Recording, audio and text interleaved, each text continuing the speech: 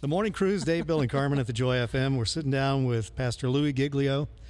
The book is Don't Give the Enemy a Seat at Your Table. We read through the book in June as our June read. We had a chance to kind of start a little conversation with you, and then we decided to come in and do a deep dive.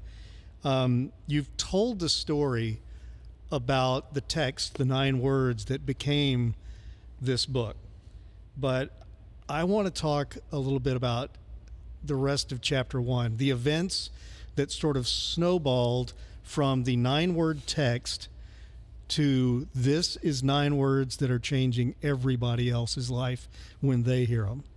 You know, it's so funny. It's not funny, really. It's kind of a natural thing. But when God speaks, there's always a reverberation. There's always a ripple effect. When he said, "Let there be light," imagine the ripple effect of that. I'm not comparing this text that I got from my friend to the first words of creation. But when God speaks, there's always an echo in the heart of people.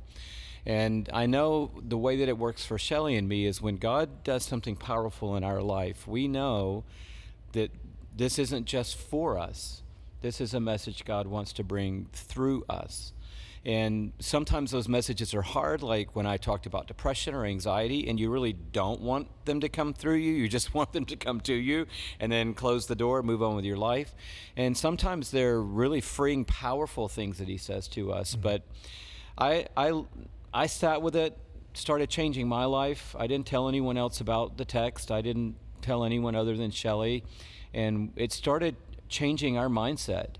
And I was at a Bible study for some coaches of a team that I was helping out with in the middle of a football season. And the team was doing terrible.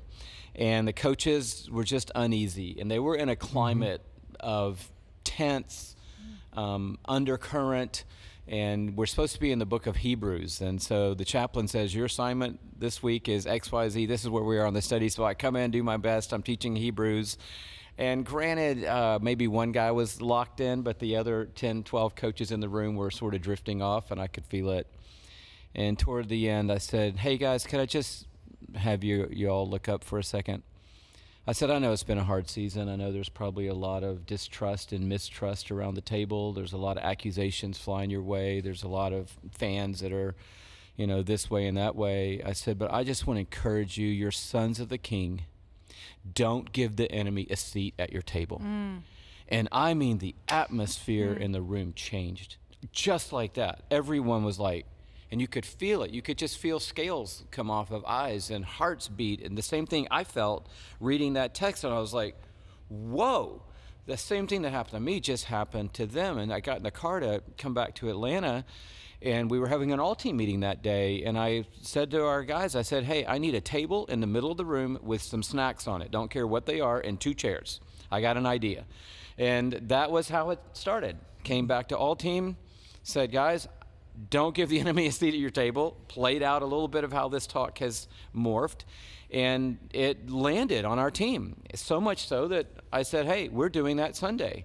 Better table, better food, a little bit more preparation. I'm going to go home and work on it. But Sunday, that's the message. And then it just landed in the whole house. Mm-hmm. And when that happens, this isn't something I'm carrying. This is something God wants me to carry for people.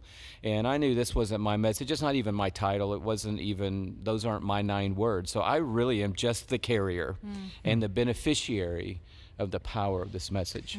And it's still reverberating. We hear back from listeners who've texted or talked to us at one of the few events we've had this year that have said, in fact, one person on our staff just last week said, I'm reading it page by page. That's right. I read a page and I stop and I just let it soak in because God's rocking my world with this. He knows who it is, JR.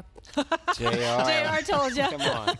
I think JR was stuck at the Habakkuk part for a week, but a page at a time. Well, when we released the book a few weeks ago, it really is a message, and we've taken some messages over the past year and a half and woven a lot of them into the book.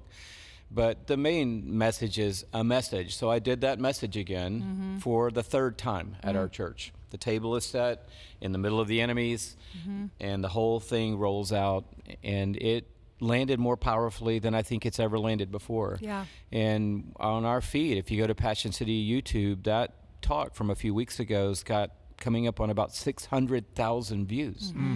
And somehow, again, it's just resonating with people who are saying, I'm fed up with just letting my mind go to waste and let the enemy win the day.